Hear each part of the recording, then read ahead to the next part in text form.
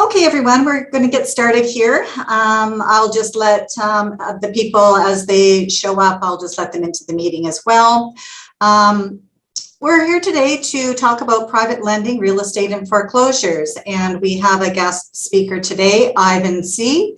from Iven C. Law Corporation, who is going to be presenting the workshop today. So welcome, Iven. Thank you, Brenda. Thanks everybody for having me here today.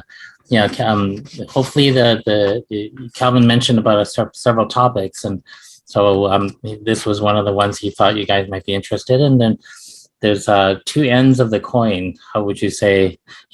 First you lend, and if someone doesn't pay, then you foreclose. So it's like a nice little bookend, and especially when it involves real estate. So this is a good thing, and you can. Ask me questions. I think at the end, you can also put in chat. So Brenda, if you feel that it's a good time to interject and answer some questions, that's no problem. We have the time, and yeah, just let me know whenever that happens. You can unmute yourself and let us go. So a little bit about myself. So I've been practicing real estate law for 25 years. All kinds of things, from litigation to transactional, so commercial and residential. And some of the topics that I talk about today, they're directly, how would you say, from experience that I've had with different situations. And I thought it might be helpful. You may or may not have come across them, but you might have clients who are dealing with them, or you have clients who are selling a home and then there's a lien on the property and you're trying to figure out how to deal with it. There's a CPL, there's a foreclosure, there's a private loan, and you're trying to figure it out for your clients. But it's good to know. And any questions, of course, let me know as we go along. So the issue is private lending and foreclosures, and as it relates to real estate. So anytime that, usually in this situation, somebody's lending somebody some money, but using property as security, as a collateral for the mortgage, and it's not through the chartered banks, and then you have a private loan. So I want to introduce a couple of topics that arise, that quite common arises, in which I'd like to bring up to you when it comes to private loans. So the issues I'm going to present or talk about is security and collateral, the nature of the collateral and types of security, the issue of priorities, interest and interest reserve, insurance, and enforcement issues when it comes to a borrower that doesn't pay, and what is the lender to do about that. So the first thing is private lending, security, and collateral. The first important thing is investigating title. Now, it's so important when someone says, hey, I own a house. Say, for example, the borrower says to the lender, don't need to worry. You can put a lien on it. You can put a mortgage on it. That's great. You do an agreement, and then you do a search. Then maybe too late, after you've done the agreement and lend the money, and you realize the title is not in the name of the person that is on the contract for lending the money. That's one of the issues. Or the person who is borrowing the money, in the name of the person borrowing the money, or that is held jointly with somebody else, and the person who is borrowing actually owns it, doesn't own it entirely.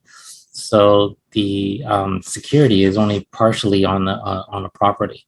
And the reason why that first point is important is because of later on when we talk about enforcement. So you put a lien on half of the home, but you can't really sell half the home to realize the loan to give back to the lender. So that's an issue. Nobody's going to buy half the home in order to pay out the borrower's equity in the house based on their percentage ownership, and to give enough money to give back to the lender. So that's important. Someone says, I own the home, check the title, make sure that it's in that person's name, and the name that's registered is exactly in the name of the person who's borrowing.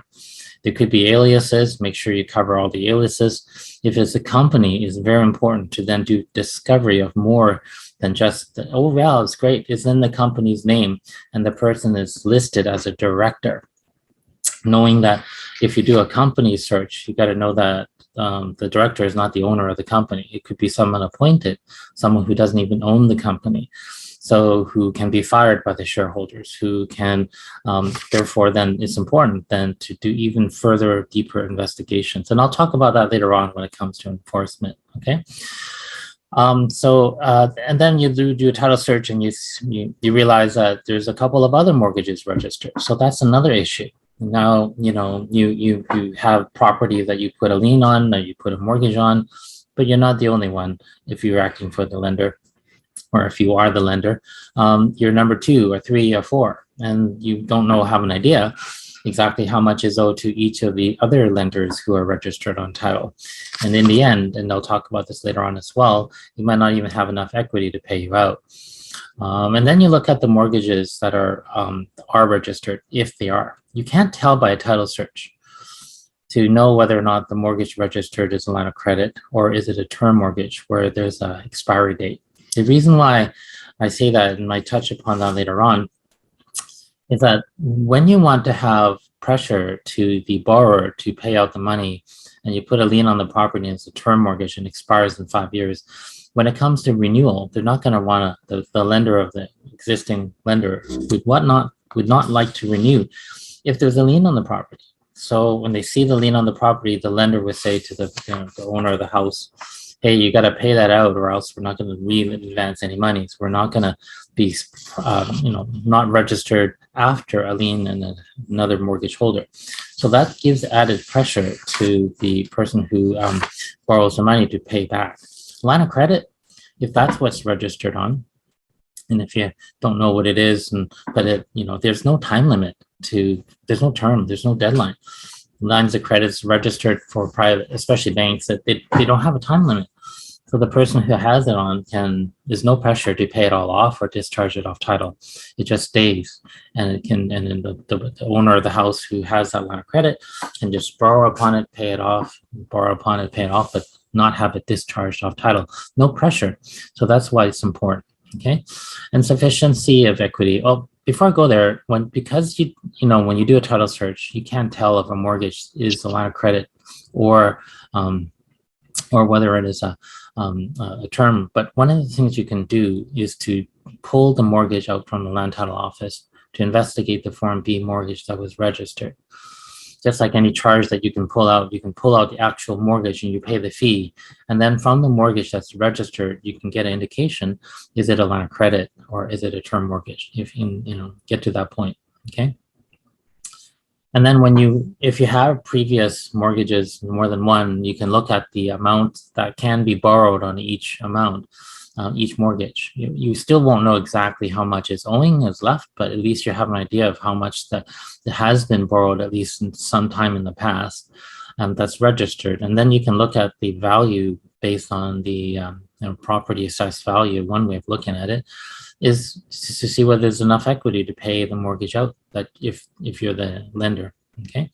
And then one last thing about this idea of this last item here is called assignment of rents or tenanted properties, for tenanted properties. So if in the event that a lender wants to have added security, what this is, it allows the lender to go after tenants of a property that's not a residential one owned by the and lived in by the borrower, but one which is tenanted. It allows, if foreclosure proceedings happen, to give notice to the tenants to remit the rent to the lender instead of paying it to the landlord, or the person who actually owes money. So this is an added security that can be given. And so when you're thinking about, clients are thinking about it, or you're thinking about it in terms of lending, these are all things to think about as to give yourself security, or how to protect yourself as a lender lending to a borrower. Okay. I want to talk about priority a little bit more now. First charge holder advantages, second or lower charge holder advantages, prior agreements, and notice to prior mortgager. So the idea is that, sorry, I heard a beeping sound. With that. Anyways, never mind. So the idea is that all of these matter. Like every bank that wants to lend money and using a property as collateral, they never want to be second or third or fourth. Sometimes there's no choice. Private lenders are usually second because the existing charge holder is usually a chartered bank in most situations where, you know, the borrower needs funds but have some equity in the house. You might have heard the advertisements that are quite common in the radio shows and everywhere. You have a house, approved. So they don't care if you have how much you have and how much percentage you own a property. Well, they'll lend you money. And the idea is, the dangerous of behind that part is that is how the appraisal value of that percentage of interest in a home, and quite often is overappraised in order to allow for more to be borrowed. In that sense, when and if there comes a foreclosure proceedings, or the amount borrowed is way more than what is than any equity that's available to pay it all off. Say we put it on the market and the price comes in and you can pay the first one off, and it could be the second is partially paid or not paid at all. And in some situations, because of the loans being lent on partial percentages of the home, that upon sale, of course, based on the value of the home, at least the first one will be protected most of the time. In case the property may decrease in value, but most times it's enough. That's why you want to be first. And if you are second, you want to have some kind of protection against, if the first one, for example, is a line of credit that allows a certain amount to be borrowed higher than what's registered. Let's just say higher than, let me backtrack a little bit. Sometimes banks, when they lend money, they approve a higher amount, but fund a lower amount. So the amount actually borrowed is less than what's registered. So there's something to pay attention to make sure that when it comes to finding out whether or not there's enough equity, that you know, it's not just the registered amount that's there, but how much was actually funded and how much the prior lender is willing to fund again. Oh, sorry, I moved the screen. Where did I go? How did that happen? Anyways, I go back here. Private right to priorities. So one of the things that can be done when if you have a client, or if you are a second lender on title and you have to put a lien on the property, is to notify the first lender to keep the amount that's being borrowed on that first mortgage at a certain amount. You can't enforce it. The first lender, of course, will have a choice to whether they want to approve another chunk of money from a line of credit, or if it's approved for higher but they lent a little lower amount. If they're notified that there's now a second lender registered on title, that may give them a further caution about re-forwarding or advancing more monies. Another thing that could happen is that quite often the banks, in general, the chartered banks, they have a prohibition for the homeowner, the borrower, to have a secondary finance on property. So if they find out that it was done without the consent of the first mortgage, the first mortgagor might sometimes pull the mortgage, cancel the mortgage, because they feel that the homeowner is jeopardizing their security by having other mortgages registered without their consent. Okay. So that could be an issue. So you can give this thing where you can, as part of the term conditions of the mortgage, of the second mortgage, to notify the first lenders or the previous lenders, but that's just a notice, and it doesn't guarantee that that there's protection for the second or third or fourth mortgage down the line. That the amount being lent above them for those banks ahead of them is going to be low enough so that they can collect later on if everything goes to court. Okay. So I want to go on something about the next topic, interest rate. So 3 topics I want to talk about are criminal rates of interest. And quite often I see quite a lot of these loan agreements that are done by hand, which are not formally written out, where they talk about this is a mortgage for X amount of percent during the term, pay it all out back after the whatever term is, like a year or 2 years or whatever. But they don't have anything about, well, what happens after? Thinking that, well, there isn't anything after because they're supposed to be returning the money. with the interest that's calculated and accrued during that term. But the question does arise, if it's absent any kind of an agreement, what is the actual interest rate? And then third, the third topic is an indication of description a bit about interest reserve and interest adjustment date. There's words and terminology that really comes up quite often in terms of mortgages. Okay, so the first one, criminal rates of interest. Question, before I go to the next slide, anybody know what the criminal rate of interest is? You can, Brenda, if you want to unmute them, or do you do a group chat, or? Actually, if they want to unmute themselves, all they have to do is hold down the space bar and it gives them a temporary unmute. Okay. And by the way, guys, usually at the end of my sessions, I have a skill testing question based on the context, and you can win a gift card. So anyways, and it may or may not be, what is the criminal rate of interest? So anybody has it again? Elaine actually had an answer in the chat. She said 60%. There we go. Excellent. 60%. But it's not that simple. 60%, yes. That's very good. Elaine, is it? Sorry. Elaine, sorry, I don't have all the names written there. Oh, hi, Elaine. Hi. So here's what I want to talk about. Criminal rates of interest. Yes, you're right. It's 60% according to section 347 of the criminal code. However, I recreated the section over there where it's an offense to make an agreement, such as a loan agreement, to receive interest at a criminal rate, which is 60%. But the thing important to note is it doesn't have to be just what is written as 60% in the agreement, but it has to include anything that's added on top as a charge. So you can say, oh, look, the agreement says 40% interest, but then it adds like, $12,000 for fees and penalties and commissions for certain things. You have to add it all up and then see whether or not the interest rate of that amount added to the interest rate itself that's written in the agreement adds up to more than 60%, 60% or more. So you better watch out. It's not just written down what is 60%. I'm not sure if so when you add everything all together, even though the stated interest rate on the agreement, the loan agreement itself says something less than 60, it doesn't necessarily mean that you can stop there and say, hey, don't worry, this loan agreement is not criminal, it's not unenforceable, because look, the agreement says it's 47%. We're just below the threshold mark, but that's not the only thing to look at. So if there are other things, you look into it, and quite often, even traditional mortgages, there's all these other fees as well.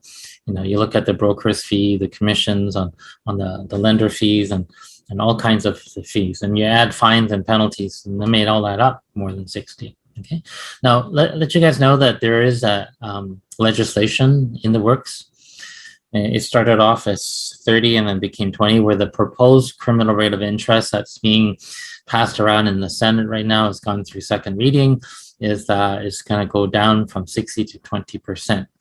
And then they added additional charges that could be added to it, such as insurance charges. So, quite often when you have, if you buy mortgage insurance is like life insurance that protects the mortgage to be paid off if someone dies or something like that. So add all this up, but then it has to be now 20%. Well, not quite yet. There's been attempts to reform this number quite a while, and who knows if this will actually become into law, but it's up in the works and it's being looked at, and it started off as 30 and it went to 20, so it's coming down. So whether it becomes law, and maybe one of these sessions later on, I'll if there's a change in legislation, I can bring that up to you guys. Okay, so important thing to know, 60%, but it's not just what's written in the agreement. It add all these other fees to make that up. Okay, now the second thing is interest rate issues. If a loan agreement is silent, and what is the interest rate is after the due date, what will that be? Is it the rate contained in the agreement or court-ordered interest from the due date to the date of the judgment if the borrower was sued? I might have had a section where I talked about litigation and going after loans. Quite often, if you sue on a loan agreement, and you get a judgment in court, the court usually has a preset interest rate, which isn't really high, from the time in which the amount is due until the date of the judgment, if there is a dispute over whether it's owed or not. And even if there's not a dispute, if the person just has to enforce it and doesn't have a way to enforce it unless they go to court and get a court order for it. So anybody want to hazard a guess on to this issue, or to let's go. I'm going to open the chat to see if anybody wants to give an answer. So anybody want to hazard a guess? No. All right. No worries. I'm just going to go on. So there's up until 2018, okay, there's a case called Reimer versus South Asian Post, where there is a lot of, I would say, conflicting case law that deals with this, but this was a pretty recent and it's pretty high level, hasn't been appealed. Where the interest rate is that the interest rate that's contained in the agreement will continue after the agreement in case of the non-payment of if the amount of the loan was not paid at the end of the due date. Okay, and that applies even if it's a partial payment. You know, $100,000 borrowed, $50,000 was given, $50,000 left remaining. How much interest on that? Well, the interest rate in the agreement continues. Okay, so it's good to know. I wouldn't advise that in terms of not leaving that out in your loan agreement. If you decide to do that, don't leave it out as to what happens if after the term nothing is paid and what is the interest rate. Sometimes you want to have greater incentive as a lender for the borrower to pay by increasing the interest rate if they don't pay. You add other things such as legal enforcement costs and things like that on top. Don't leave it blank. But if it was, because I dealt with this litigation where this was very fundamental, this case, in winning the case against the on behalf of the lender, to make sure that the borrower who was just claiming that it's just court-ordered interest, that this really helped. Okay. So the next thing is interest reserve. Anybody know what interest reserve means, and also interest adjustment date when you see these terms mentioned in a mortgage instruction or a loan agreement of some? Anybody know? No. It's okay. We'll just move on. So interest reserve, this is quite common when it comes to commercial lending. It's less common when it comes to private lending. But there's nothing saying why private lenders could not do this as well. So it's as additional security for the loan. It's kind of like a holdback. You lend money to the borrower, but you take some money back, and this money is several months worth of interest that are held just in case that the borrower actually doesn't pay. So you've got held money back, and the borrower is still paying interest on that amount, but they don't get to use it because it's held back. Okay. So for example, if you're $100,000 borrowed at 60% per rate, 6 months interest reserve is say $3,000 based on a simple interest rate. And then the client gets $97,000, but he pays interest on the whole $100,000. So he's not getting it all, but there's a little bit of security that the lender holds. And if you can negotiate that into an agreement, this is extra. It's like security deposit for the money that you borrow or lent to a borrower. Okay. Ivan, can I just interrupt for just 1 sec? Yeah, sure. Yes, Brenda. Oh, hi, Brenda. Hi. Okay. Agents, I've been noting that most of you do not have your cameras on. There is a PDP credit that you will receive if you have your cameras on. So those of you who still have, now you're coming on. Those of you who still need that self-directed PDP point, just please turn your cameras on. It doesn't matter if you're having a bad hair day, it's all good. Thank you. Oh, I didn't know this PDP. That's awesome. That's great.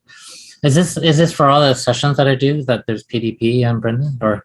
Yes. Okay. Yeah. So for all the workshops that you do, there is a self-directed PDP point that they can receive. Oh, if excellent. up to a total of 6 PDPs. So yeah, there you go. That's awesome. Okay. Thanks, Ivan. Go ahead. Okay. Yeah, that's great. Well, thank you. Thanks for noticing that. So the other idea is interest adjustment payment. Some people quite often when I'm explaining mortgage documents, what is that? Well, quite often borrowers want to have a certain day in which they pay their monthly or biweekly or semi-monthly payments, so that but the date of the funding doesn't quite match the same day, the periodic date in which the borrower wants to pay.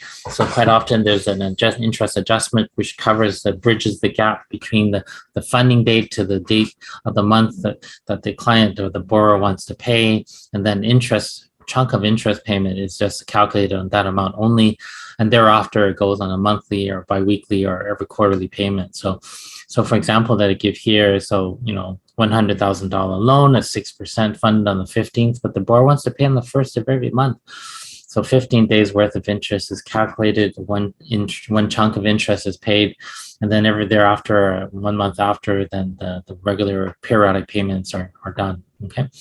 So quite often, this question does come up. So just thought I'd put it out here so everybody knows it. Okay, so the next thing, insurance issues, insurance binders and first loss payee. These are topics that do come up, like when you're having real estate being used as collateral for your properties, things happen to real estate. There could be floods, and could be fires, and things that could happen in which all of a sudden will make the value of the property a lot less. So that if you try to, the borrower tries to sell it to realize the asset or foreclose on the property, you may not get enough equity from the market value of a demolished or burnt down home to pay back the mortgage. So that's why, as a lender, you always want to have additional security, but requiring that's part of the loan agreement that the lender is put on as a loss payee through something called an insurance binder. So if there is a first mortgage on title, it's likely that they already have a binder, which indicates that their first lender is the first to be paid from the mortgage proceeds. From the insurance proceeds if a fire happens, for example. But if you're a second or third, make sure that you indicate that as part of your requirements of additional security, so that, okay, well, insurance monies is there to pay off the first, but then you'd be second if you're the second lender or the third, so that there's priorities on insurance monies and there's something there.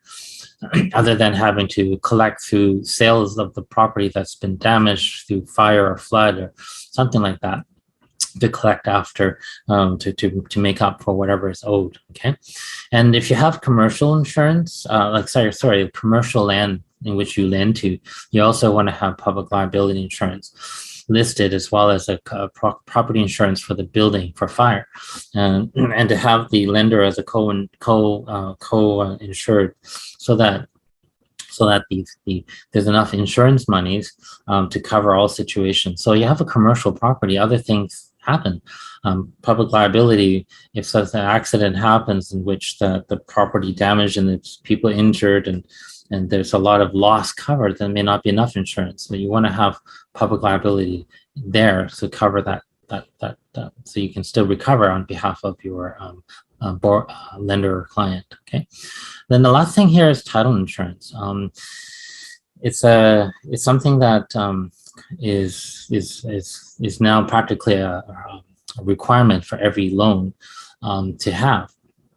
So the idea is that what is title insurance? When is it needed? What is it good for? I'm just gonna go a few slides down. Insurance binders is here.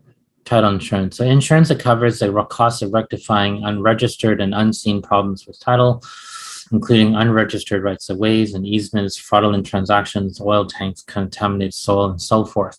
And why it's important is that if for example, the last situation here, oil tanks and contaminated soil, if a property was found to have, say the scenario where you've lent money to a person, they had a property, you have a mortgage on that property, and it's valued at 100,000, then you find out that it's contaminated, the soil all around it, there's oil tanks, that property is worthless in terms of the market value. Nobody wants to buy it unless it's rectified, cleaned out, remediated, which can cost hundreds of thousands of dollars, depending on the extent of the leak and everything like that.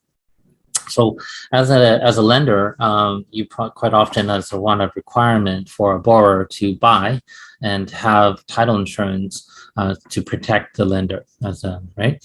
And so it covers all kinds of things. So for example, Another example, just to give you a situation that actually happened where I had a client that bought a house in West Vancouver and was planning to build a swimming pool. And when they were starting to dig into the back, then they hit the tank. And from the tank, they found out that there was a leak. And the title insurance covered the rectification, the removal of the tank, cleaning it all up, because it was just not something that anyone could have known was there. Okay. Now, the problem sometimes is if there's some indication from some of the parties, the realtors, the sellers, even the neighbors who talked to the buyer before they bought it, that there could be something there. and it's hard to prove that somebody knows it, but if there's email correspondence, there's a subject term subject to removing something or fixing something or changing something, title insurance may not cover it if it's something that could be discovered. Okay.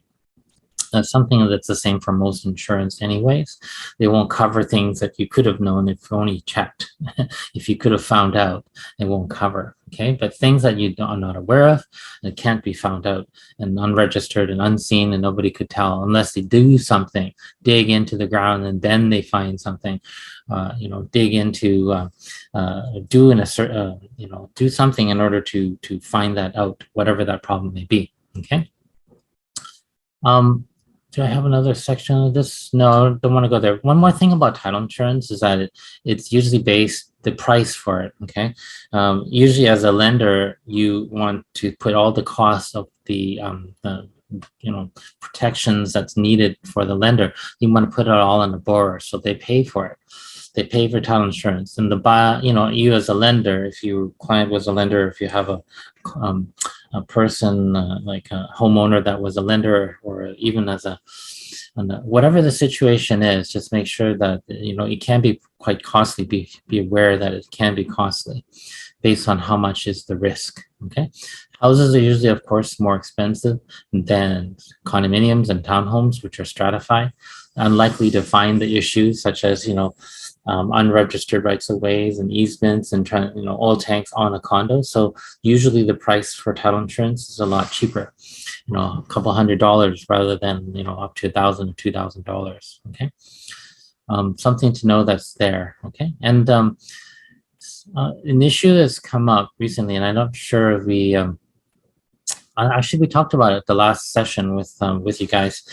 There was a client that was my client was buying a brand new home, and the brand new home was built by a developer that was in which the developers was a company, but on title it was the name of some of the partners of that company. So prior to the sale, the seller decided to put the name of the property back into the name of the company so that they can have the right person selling.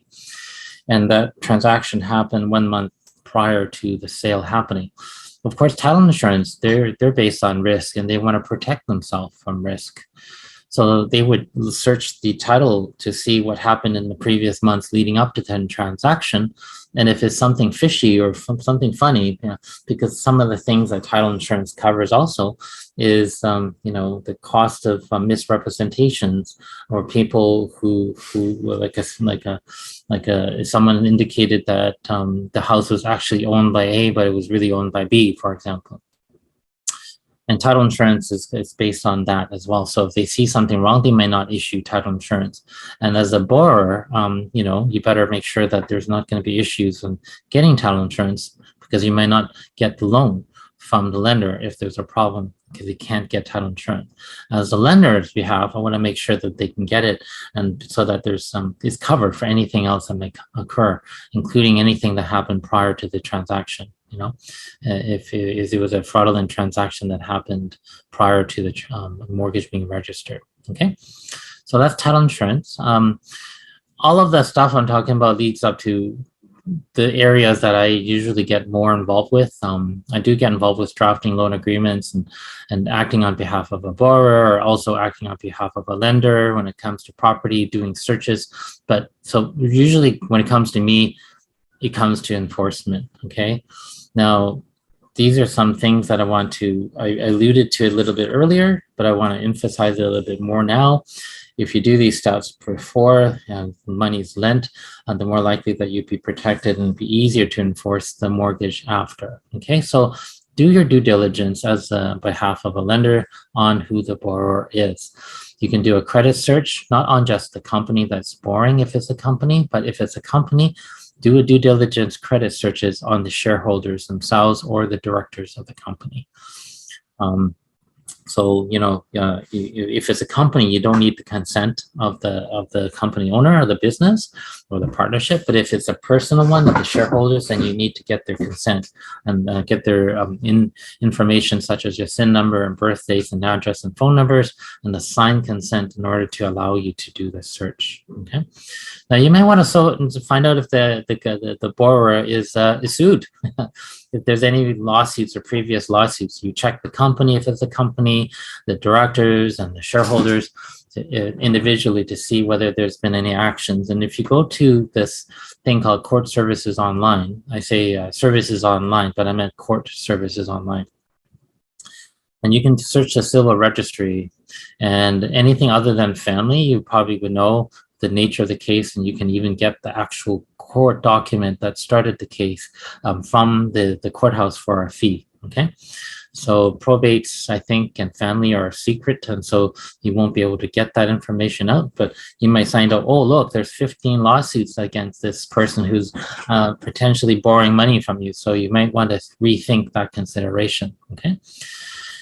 And the person is, like, for example, using or pledging their property, the borrower is as collateral. We'll do title searches, not just on the property that's being given to you as given to the lender by the borrower, but check the name and check the person to see if they have any other assets and any other properties, and whether or not those other properties have CPLs and mortgages registered where lenders are suing and litigating against that borrower. Okay, so you can find out all kinds of things, and be careful too. I've had a situation where I had a borrower who had more than one name, a partnership with a couple of other people, and they own different names under different properties under different names, sometimes with a full name, sometimes with their shortened name, sometimes with their middle name, and sometimes without the middle name. And it's hard to figure out how much is actually there and what is really owned by that person who's borrowing. You do a lot of digging and you can find out, but sometimes it takes a lot of time to figure that out. Before you lend the money though, do the searches so that you know ahead of time what you're dealing with, okay? Now, another term to input into private loan agreements is really important, is to put enforcement costs on a solicitor to client basis. Now, that's important because if you hire a lawyer, for example, myself, and then to do the kind of enforcement, we charge our clients monies which may not be collectible directly access the exact amount from the borrower. The reason is there's something that I mentioned earlier. Do you remember about court-ordered interest? We talked about court-ordered interest versus the interest rate on an agreement, so it's not very much. And if you go to court, and legal fees are usually not given if the winner of a Supreme Court case is, and they have the legal bills paid by the defendant who loses, it's not everything. It's a certain percentage, and I believe it's $100 per hour that's being reimbursed on a tariff for the Supreme Court that you get per hour back. And so you get, as a borrower, you hire a lawyer to go after the borrower, and then the lawyer charges you, say, $4.50 an hour, and then you get all these legal fees, and you get your money back and the interest, and you want the borrower to pay back the legal fees. But if you don't have solicitor client basis, you won't get the interest. The amount that your own lawyer is being charged to the lender to go after the borrower. Okay, otherwise it'd be that those would not be on a. It wouldn't be that. You wouldn't even have. You would have costs such as your photocopying costs and whatever the court has ordered in terms of $100 per hour for each stated other proceedings too. So very limited there. I mentioned a little bit earlier about assignment of rent, so you want to put that in there to allow the enforcement. So it's pretty costly to go through what I'm going to talk about next, which is a foreclosure proceeding. So you might want to go after the tenants to get the rent, to get the money that you wanted to pay on a monthly basis that you would have gotten if the borrower actually paid. So I mentioned earlier, you registered on title, you have a registered charge saying that the lender has the powers to go after tenants to collect monies from them, rental payments as if they were mortgage payments. Okay, so good things to put in and make sure that you have in any loan agreement, private loan agreement. And if you notice, like most of this stuff is on behalf of the, as if I represented the lender, because quite often that's where I get hired to do, to go after borrowers who don't pay. Okay. And then I have to do the searches and finding this out. And it's better to do all this before you lend the money and before you have a house as collateral. Okay. I think that's about it for private lending. Before check our time, we have 15 minutes. I have a lot of stuff on foreclosures. I'm not sure how far we'll get. Do you want to have questions here right now? Because foreclosure. Yeah. I think we'll see if anybody has any questions on what you've covered so far. Yeah. You guys can either unmute yourself and ask Ivan the question, or you're welcome to type it in the chat, and I'll make sure he gets the question. Yeah. Because I can give you some stories about what happens when things go wrong in terms of loans, and then but then the foreclosure process is the other end of it if you foreclose on the loan. So no questions? If no questions, no problem. I can just continue on. I think go ahead, Ivan. Yeah, the other side of the coin is foreclosure. Okay, you've done everything. You've done the searches. You've sent the demand letters, and the client doesn't pay and still doesn't pay. I mean, not in my situation, it could be not the client doesn't pay, no, but my client's borrower doesn't pay him, her, or the company.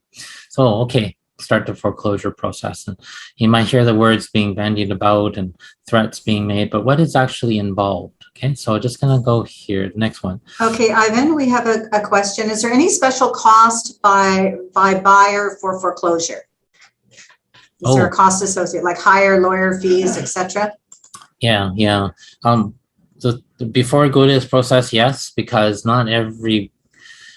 First of all, it's quite a specialized process. Not every conveyancing company or office, notary, or lawyer would necessarily know what to do with foreclosures. So then the charges are usually higher just because there's more things to think about. There's certain things that are easier. There's a document you don't have to draft, such as a Form A transfer. Instead of a Form A transfer as a court order signed by the judge. But there's a lot of stuff that can go wrong in a foreclosure, a property that's being sold under foreclosure, or a buyer that's waiting in the wings to buy a property that's undergoing through the foreclosure process. Okay. So yeah, usually higher legal fees. There's also just because there's more time involved in dealing with all the lenders, the lender's lawyers. Okay. And as I go through this, you'll realize just, because this stuff here, I'm talking about just the foreclosure process well before it even gets to a sale of something, but that's near the end of a foreclosure process. If you don't mind, I'll just continue on, and unless there's another question. Is there another one? Anybody have any more questions? Not yet? Okay. Yeah, go ahead, Ivan. So I just want to go a brief overview of the process. First of all, the borrower defaults on the loan, doesn't pay back. There's a notice sent to the borrower to pay. They don't answer, they don't pay up. The lender then starts a petition in court and files a petition in court for foreclosure and puts a lien on the property called a certificate of pending litigation, meaning it ties up the property because it's the value of the interest in the home is being claimed by somebody. The next step is something called an order nisi proceeding, where your court orders some redemption period for that property. And then if at the end of that time frame redemption, then there's a conduct of sale, which means that the property can be actually sold. And then there could be an order absolute at the end, which vests the property into the lender. Okay, so each of these steps I'm just gonna go through a little bit more in detail. So the next thing, I have a little flow chart. Basically what I just said in the flow chart and how everything goes, and you can choose one way or the other. But I'll go through each one right now. Okay, and you'll get this slideshow. I think I'll send everything over to Brenda. Brenda, if any of your Jovi agents wants them, you can forward it to them. Okay. Yes, absolutely. Thanks. Okay, so what is an order nisi? So I just mentioned about the time frame in which the everybody goes to court, but what is an order nisi? It's heard quite often. So it's a court order determining that there was a default, that the borrower did not pay as required under the mortgage agreement. Determines how much was owing at the time in which the court order is made, how much per day that needs to be paid back to the lender, as long as in order to discharge the mortgage, and then the length of time for the borrower to redeem or pay out the lender. So there's time given to the borrower to come up with his own funds to pay back the mortgage. They can shop around for refinance. They can borrow from private people in terms of, ergo another new loan agreement that may replace an existing loan agreement to pay out the lender. Okay, so that's what an order nisi is. It's a court proceeding which the judge decides these things. Okay, so some things that come up is after an order nisi, there's another court order proceeding that happens afterwards, where if the borrower didn't come up with any financing to pay out them, then the lender may ask for the court to order that the lender is now the owner of the property. So that's called an order absolute. This is a situation where the lender isn't looking just to get the monies, but they want the actual properties themselves so they can sell it themselves later. Okay, most lenders, especially institutional lenders, they don't want to own a property and manage it and take care of it. They want to sell it and then get the monies back and get paid. So order absolute is there. It's one of the remedies of the foreclosing party, but not often the one that's usually sought after the most. Okay. Another thing, conduct for sale. So most commonly, the lender who's foreclosing wants to sell the property and as high as they can get in order to pay off their mortgage, and then they want to have a sale that's at a price that's just enough and covering all their costs, legal costs, etc. So most often the lenders want this power, the court to give the power to the lender to hire its own real estate agents and list its own and determine the price that it's willing to accept and bring it to the court. Okay. And quite often in this situation, if there is a balance after the lender has been paid, then it either goes to subsequent charge holders and any balance will go back to the homeowner after it's sold. Okay. So I just want to have an idea about I mentioned something about the redemption period. Does anybody know and hazard a guess, what is the normal time given to a homeowner to pay off the mortgage that's being foreclosed upon? Anybody have a hazard a guess? I don't need to worry. 60 days. Tommy says 60 days. Any other guesses at all? I might. 6 months. That's good. No, Javika, thank you. Oh, Javika, you're here. Okay, good. So yes, so Javika is right. The most common and normal period of time given to a borrower and house owner to come up with his own funds, get a refinance to pay off the lender is 6 months. So that's good. That's the standard. It's almost like you have to prove extraordinary circumstances in order to reduce or shorten it or make it longer. Okay. So what are those kind of circumstances which make that consideration of how much the court will give the borrower time to pay? Well, here's a couple of things. Is it a residential or commercial? Commercial properties usually are given less, and it's harder to stick to that 6 months than it is a residential. Dwindling and no equity. So if you look at all the mortgages that are owed and how much is owed to the lender and how much equity is based on appraisal, there's not much left. And if you keep on going for 6 months or more, then it gets even less equity, even if you sell the property. Those are indications and factors to shorten those redemption periods. Lengthy ownership of the property is usually something that gives the owner a little more time than 6 months or stick to 6 months despite dwindling equity, despite it being commercial. But the owner has owned it for 15, 20 years. They're more likely to let them have a little longer time to come up with the monies to pay off the lender. if there's a series of defaults, not just one. So, like if you have every 3 months, the borrower doesn't pay a payment. There's 3 months worth of payments, but he's interspersed between payments here and there, or there's just one. So these are all different things that the courts will look in as to whether or not to shorten or to increase or keep it at 6 months. And then they look at whether or not the mortgagor is capable of refinancing. So if they, because of the foreclosure and there's indications that the borrower has claimed for bankruptcy, has applied for, some kind of a proceeding where they're under receivership, then there's evidence that, oh, well, it's unlikely that they're going to get another bank to fund them because their credit is shot. Then whether the reason for the default is temporary. So, during COVID, people will lose their jobs, but they may have some benefits coming on. And so there could be reasons that someone's not paying, but then they want to see whether it's temporary or is it something that's more long lasting, to consider whether or not it should be kept at 6 months or shortened, or maybe even longer. Some other factors here, a couple more. Property taxes up to date. Why is that important? Is that if there's a year, maybe 2 years of property taxes that are not being paid, the city may foreclose. Who cares about the lender? The city is owed taxes, and they take priority over any lender on title to the property. So the city is owed taxes. They can conduct a tax sale, and they're only interested in how much is owed to the bank. To the city for the owed taxes. So if an imminent tax sale is imminent because they haven't paid any property taxes, that could be grounds for a shorter redemption period. Tenanted or owner occupied. I remember I did a foreclosure proceeding. Don't do it the way I did it during the time I told you to do it. I'll tell you now why.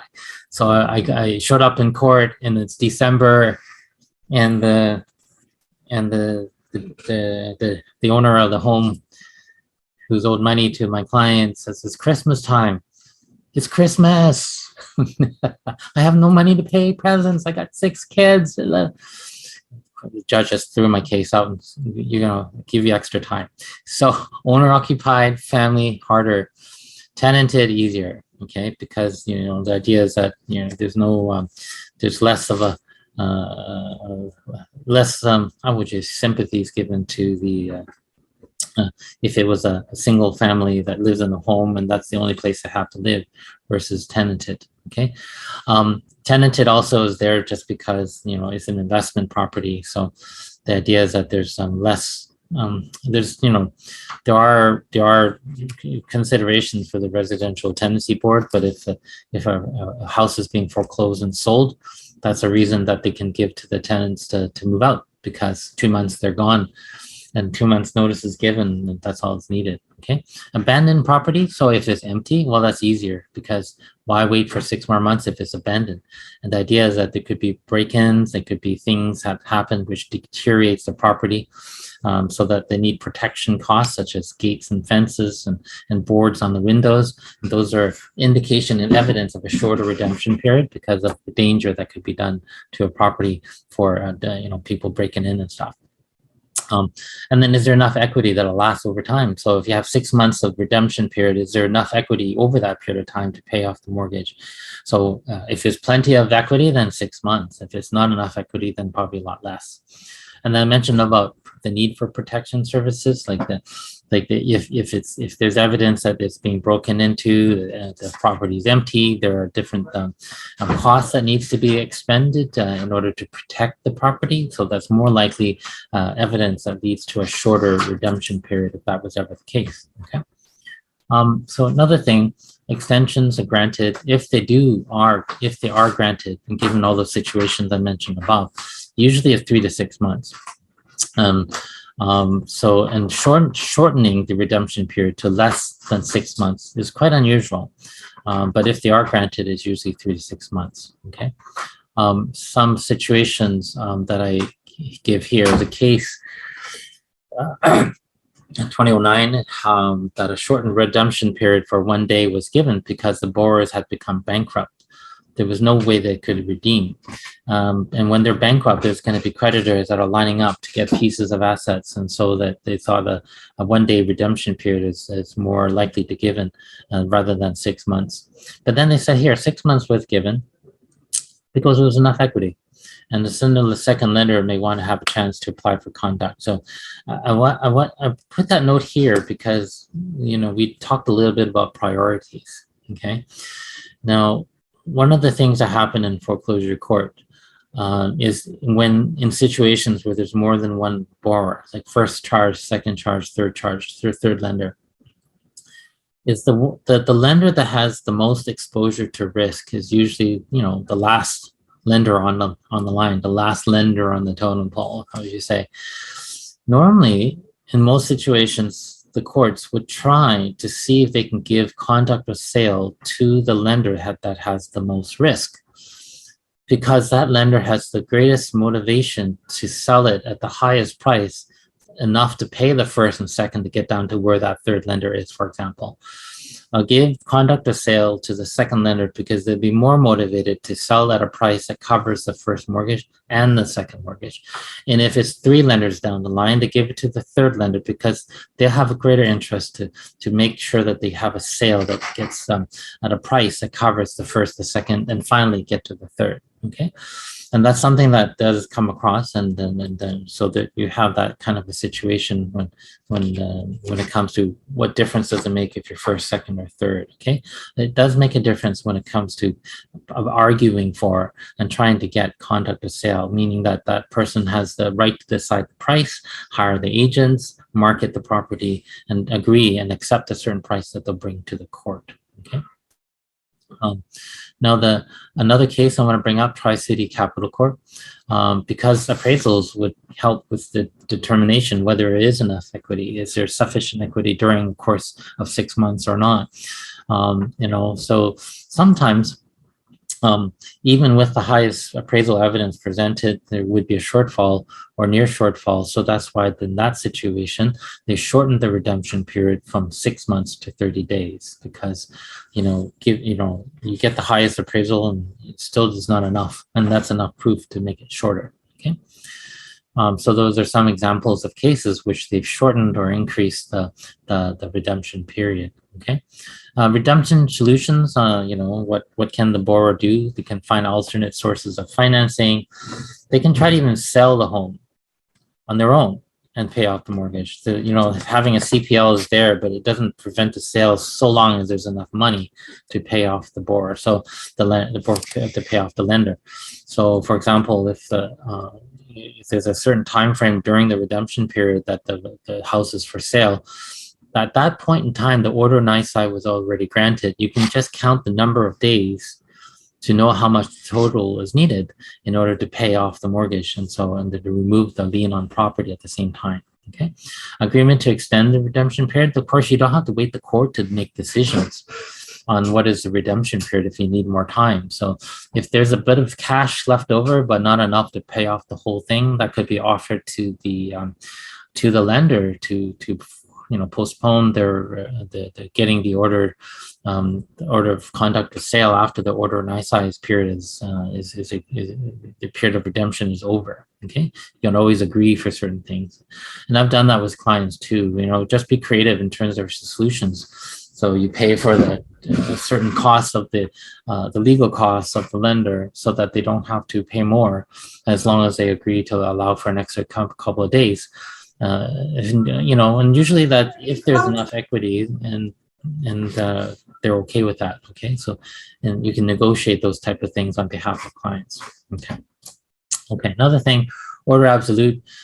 This is a situation where the lender actually wants the court to be ordered that the property is transferred to the lender. Okay, and of course, when the lender gets it, then that's it. They can't sue the borrower for any more money if they're still owed money. With that order of conduct of sale that I mentioned, if there's still some money left over, they can still go after the borrower outside of the house is just secured in collateral. But if there's nothing there left, and they can still go after the borrower in the courts and enforce it and garnish wages and things like that. Okay. But in this situation, some lenders want the property themselves. On a rising market, that may be what they want. So they can take it and then they can sell it on their own. But most lenders don't want that. But that's an option. Okay.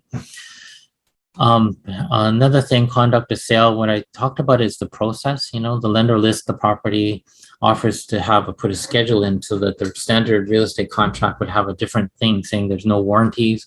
So the property is sold as is. And then the court, if the lender accepts that offer, they'll present to the court to show that, hey, we want to accept this offer. We want this to be approved by the court, so that the court order can order that the property be sold to that person on that contract. But on the date of the court in which the offers are being presented, the owner themselves can still show up on that day and offer an amount on their own, knowing what the accepted offer was, and then come up with maybe a higher bid, maybe to get it. And the courts are quite often wanting to give the home back to the original owner rather than sell it, if the owner can show that they can pay it off. Okay, they'll try to bend over as much as they can to protect the original owner who's being foreclosed, if they can come up with the monies and pay it on the day, and to present their offer on the day in which offers are being presented. Okay, so I want to talk about usually how the court approves a contract that comes for a sale after a contract of sale has been ordered and the price has been accepted and the contract's accepted by the lender. The court usually approves the highest bidder, but evidence of that fair market value is still required, like an appraisal. Okay, so here's the bid, here's an appraisal. They can evaluate whether the bid is good, or should they continue to market longer and to get a better price or not. In terms of the bid are presented in, normally the judges are, masters and judges in court, they're not real estate agents. They're not interested in knowing everything. They want to make sure that the offer that comes in is clean as possible. No subjects, here's the price, you buy it and done. No subject to inspection, no subject to this or that. Everything's all finished, approved, and then you take it to court. Okay, and then the judge signs something called an order for sale. It's registered, and that is the transfer itself. But I want to mention the next topic here. When you have contracts and when you're offering and you're putting in to buy a potentially your client is interested in a property that's being sold by a lender pursuant to a foreclosure. You get these common terms. You'll find it in the contracts that if you offer it to the lender to accept or not, that the usual contract terms are replaced. There's modifications. There's certain sections that are overridden and modified. And a subject term is subject, of course, to the court approval. So the contract's not binding until the court approves it. And the seller is the lender, not the registered owner. We have other things that I just mentioned before. The lender doesn't make any representations. They're not going to say whether or not there's it's fit or meant for the purposes of the buyer. They're not going to get into that. Not anything about zoning, or they're not going to sign the disclosure statement saying there's a water leak or nothing. And this is at risk of the buyer. The buyer takes it. This is the risk that they're accepting when it comes to buying a property that's being foreclosed. Of course, the buyer that I mentioned can always show up in court and take over and buy the property. Then all that negotiating and processing and putting an offer accepted may not in the end still be accepted. You may not get it after all. And then, and at the court may still be obligated to, if someone shows up in court with a higher bid, they may have to be going to a higher bid. So you never know. You never know until the order is granted if the house is actually going to be sold or not, according to the foreclosure process. Okay. So next thing, sample clauses and wordings to put into the contracts. All references to vendor in the standard contract and Schedule A will be references to party given conduct to sale by the court. It'll mostly likely be the lender. You also put a section saying that if there's any conflicts between the standard contract and the additional terms, that the Schedule A that you put in is the one that will apply. Okay, Brenda, I noticed that it's a little bit after 1 or 2, but if you want me to continue, I'm okay with that, as long as you're. I think we should just continue. Yeah. Okay. This is you're giving a lot of really good information, so I think that for those of you that need to leave, please feel free to just exit the meeting, and you will receive your PDP credit if your camera is on. If they say an hour, they get an hour. If they stay for two, they get two. I think, I don't know. Yes, Okay. actually, that's correct. Is that how it goes? Oh, okay, I wasn't sure. Okay. So anyways, so we want these standard clauses when you're writing an offer for foreclosure sale. You got to know that your buyer needs to know that things are going to be different than the normal kind of purchase sale contract. Okay.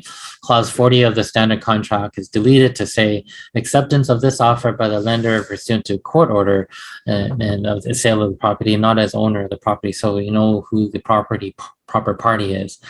But the acceptance of the offer is still subject to the approval of BC Supreme Court and will become effective if the court approves the offer. So it's not enforceable, not valid, not complete, as if it's like a no subject clause kind of contract unless the court approves it. And a lot of things can happen until that point in time. So some of the things about that are required to know in terms of things is that the lender will advise the person wanting to buy that the obligations in the lender's obligation until the offer is approved by the court is just putting the offer in front of the court and notifying the court that it's there. They accept it, they want it, but that's it. And then the court has to decide everything else. So the lender can't make those decisions. And then the lender is always has to think about the highest amount, enough, not only the highest amount of bid, but the most uncomplicated bid in order to make sure that monies are paid. So sometimes the highest bid is not the only one. So the highest bid may come, but it may take 6 months to complete. But the lower bid comes in, but it takes 2 months to complete.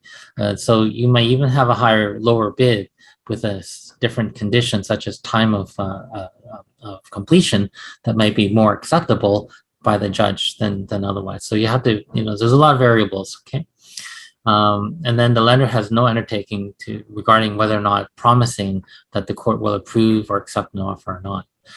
So anyways, if the person buying wants to make sure that their offer is the best, they can hire their own lawyer to make representations in court, but the lender, as the foreclosing party, is not required to do that. Okay. Another thing to put in is this offer may be terminated at any time prior to court making an order approving the sale if the mortgage is redeemed. So any time before the court is, the original owner may came back and say, I have a mortgage now, I have the refinancing in place, I want to redeem it. So the time for the end of the contract of sale to be approved and before the court ordered approval, it can still be redeemed, okay? And so that the lender doesn't have to go through the whole foreclosure process right to the very end. They'll accept that they're still within the time for the borrower, the person who owes money, to redeem it. They'll do that because it's quicker and easier and faster, okay? Anyways, and put this in there so that if you're acting for the lender and the lender is foreclosing and you want to make sure this clause is in there to protect the lender, okay? And the buyer should be aware that this will most likely be put into a contract, okay? Clause 20 and 21 of the standard contract should be deleted as well and replaced with the following. The purchaser or buyer is purchasing the lands and premises as is and where is as of the completion date.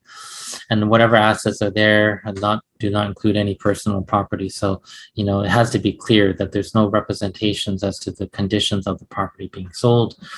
And then also because I mentioned earlier, no lender would sign off on the property condition disclosure statement. So this has to be written down in the contract if you're acting on behalf of a lender that's foreclosing on a property and has contract of sale.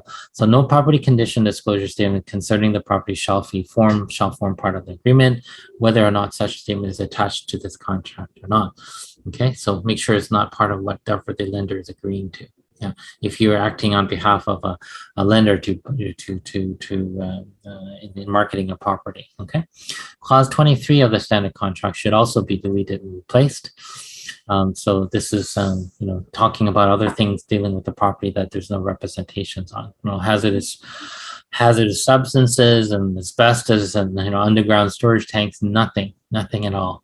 Okay. 23. Did I just mention that? Yeah, I just did there. So here's a little bit about what happens when it goes to court. So the day has come.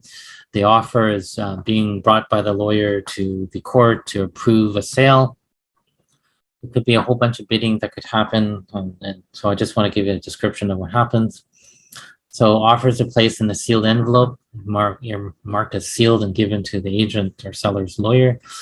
Is accompanied by a transmission of receipt notice so that the seller has proof that they've received an offer and they've accepted it, and they're the ones sending it to bringing it to court to bring it to the attention of the court.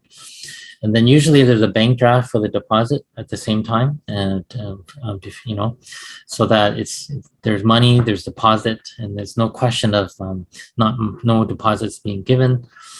And then when they go to court, these things, all this information is given to the foreclosure chamber's master or judge. Okay. And of course, there's an acknowledgement that the court still has a discretion as to choose which one they want to accept. Okay. So then there's a sample letter. Just put it there just so you can see it, where the seller's lawyer, who is usually the lawyer for the lender, confirmed that they've received an offer and they've got a bank draft, so that's all proof of proof that and evidence that they've received the offer. Okay. And then if you have a client and you have an offer and you're bringing it to court, you want to make sure that your offer is accepted. So there's a couple of tips. Make sure it's subject free. There don't have to be any questions asked for the judge or master to wonder about anything dealing with the property. It's not subject to anything. Okay. Your client is willing to buy as is. There's financing is already there. You don't have to say subject to financing or nothing. Ensuring that the parties who are buying is clear. An offer from a company should include the incorporation number or an offer name of the person who's authorized to sign, because that has to be written on the judge court order when they sign the court order. The order has to identify everything that needs to be done to transfer a property. Okay, so it's missing a question. You're representing a buyer. You have the company search, and you know who the directors are.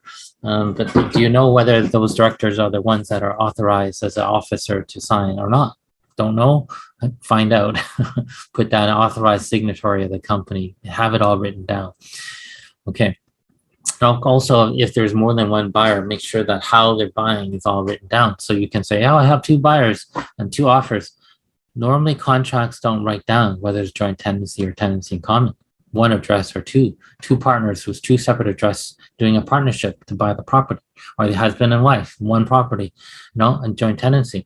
Any question that the judge may ask, because the conduct of sale, when they get the documents from the judge that they sign, it has to have, the document is registered and the ownership is transferred. It has to have all this information in it. Okay, so make sure it's all in there.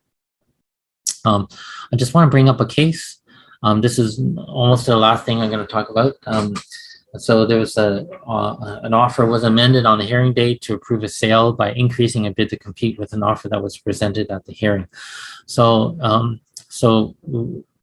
before the court order is done, everybody knows what the lender has accepted as the kind of terms and conditions and the price that they're willing to accept, because the lending lawyer has to file this in court, and it becomes public knowledge to anyone who wants to bid on this property. They know what the gold standard is. You have to be higher or better terms than the one that's been offered. And so everybody is there. So when you go to court, everybody knows what the offer is being presented, and you never know what. So the bids that are come in are, usually higher, okay, because they know it, or the terms are cleaner. So in this situation, in this case, the original contract had subject conditions that were removed, but those subjects and their removal addendums were not presented to the court. So the court couldn't make a decision on knowing whether or not it's been removed or not. And when there's some doubt, like they don't feel they could feel determined with certainty that all subjects were removed, that means they had to accept another bidder that had been there. And they had a couple of rounds of bids before they finally got a eventual price. So the buyer who put in the offer, who had the subject removed, sued the licensee, the agent who presented the offer, without making sure that the subject removals and all the conditions and were removed, and proof and evidence was given to the judge. Okay. Because they said that the agent should have known that this would be required, and this was something that was a liability for the agent when you get into foreclosure proceedings. So it's not for everybody, but it's when and if you do engage into bidding process on behalf of clients at a court, you should be aware of the procedures, the things that you need to know, the tips, and what should be in the contract, and be aware to tell your client what should be your what to expect in a contract. Okay, and I think that's it. Thank you very much. So there's my number. Any guys, if you have any kind of lending issues or problems or issues and clients that are buying a property with, even if you have a CPL on it and there's a foreclosure from a seller's being foreclosed, and you're representing a buyer and you're not sure what it means and how to resolve it, what can be done. So these are all issues that I've dealt with, and you can always drop me a line. Just identify yourself as a Jovi realtor. And text me the business card, and then or else I'll have to call Brenda. Hey, Brenda, who is this person? Anyways, I'm free to help. I think a lot of the attendees here have got some assistance in some way, somehow during a deal. So I'm open to that. And it gets you more complicated, I might have to bill, but we don't have to talk about that until that time comes. Oh, man. Ivan, that was very, very informative. Just a quick question to those that are still remaining. How many of you have dealt with foreclosures? You can just raise your hand or shout out, whatever you want. Any of you have experience working with foreclosures? No? Okay. Well, Ivan has offered up if you, Frank, Tommy has. Yeah, that's great. Hey, yeah, before everyone goes, I can share a little bit of experience. I think it's pretty crucial. If you're representing a buyer and then the seller or the person getting foreclosed on, you have to make sure that that person needs to be like a resident and not a non-resident. Because in most cases, once let's say your buyer is successful in buying this property and then the loan is paid out, most likely that seller, they made a profit on this property over however many years, and then that profit is taxable by the government of Canada, right? So but the fact that, let's say, that person has fled the country or they're in China or whatever, and then they took this money out, then the government of Canada could still come back to you, the buyer, to be like, hey, you owe us some, or this person owes us tax on the profit. But then since the government of Canada can't find this buyer, they can go back to the property and to the new owner of it. So that's just something that I wanted to share with everyone that's still on here. Very good, Tommy. As I mentioned before, this is like a buyer beware type situation. If the lender who takes over the homeowner's property to sell it, they're gonna not make any representations. They're not gonna say whether or not he's Canadian or not Canadian. They're not gonna warrant that they're residents of Canada or not. They're not gonna warrant whether there's any withholding taxes, as Tommy mentioned, that the CRA wouldn't care. The CRA makes the homeowners buyers and the sellers tax collectors for different types of things. So, an example is GST, another tax. The buyer is supposed to pay, seller is supposed to collect. If the buyer didn't pay, but the seller is supposed to collect, they can go after the seller because they should have collected. If the buyer paid, but the seller didn't collect and didn't send it to the CRA, they never received it, they can still go after whoever they want to make sure they get paid. How do you ensure as a buyer that the seller remits it? How does the buyer make sure that the buyer who said they're not supposed to pay is not supposed to pay? Anyways, we did talk about this one time in another training session, I think, about that. Yes, but very, very good point, Tommy. They're not going to say anything about the condition of the property or even of the seller. So, recent situation, I had to find the lawyer for the actual seller, not the lender, and I got the representations I needed to confirm that. So 2 lawyers, even if it's the lender selling. So Wait, sorry. So you said you were able to find another lawyer that dealt with Yep. the The seller. seller who's getting foreclosed on? Yes, yeah. Because the ones that I've dealt with, like let's say I had like a notary represent me to buy it. We tried to do some sort of a holdback, but then the lawyer representing the lender, lender. yeah, they're like, no, we're not doing any holdback. Like No. this is, yeah, they're so you're saying that there is still possibility that Well, yeah. So you have some time before the completion date. So that's where you start digging and digging and digging and figuring things out. If it's a company, you don't know anything about the company, you find out who the directors are, who the shareholders are, where the minute book is kept. If you have a person, then you have a number and you have an email, and you try to communicate with them and tell them what is needed. And it doesn't happen often, but a few times that it has, I was able to get the actual seller who's being foreclosed to sign the declarations that they need to confirm.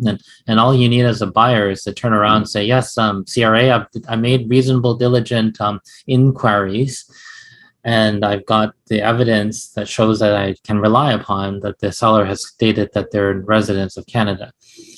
Otherwise, you have nothing. So you take your risk, and buyer beware. But very good point, Tommy. It does happen, and then you get no help from the lender's lawyers at all. It doesn't matter if you're a lawyer or notary; they're just not going to. Sometimes, and they'll sympathize. The lender's lawyers will sympathize, and they may direct you to some places and people that they've done with, because they had a whole foreclosure process with the homeowner, and they've got contacts and people that's been there. And if they're willing to help, and quite often when you do foreclosures a lot, you deal with the lawyers that usually represents the foreclosing lawyers, such as the McCarthy, the downtown lawyers, and who are doing all these things, and they can help a little bit because they know your situation. You work together on some things before, but it's informal, right? You have to know them all. Yeah, that's great. Yeah, no, not the one that I've the couples that I've dealt with. Yeah, the person acting on the other side, they're very difficult. They're just like, Yeah. they just want to get it done, and you deal with the rest. It's your risk. Yeah. Yeah. Yeah. Okay, thank you.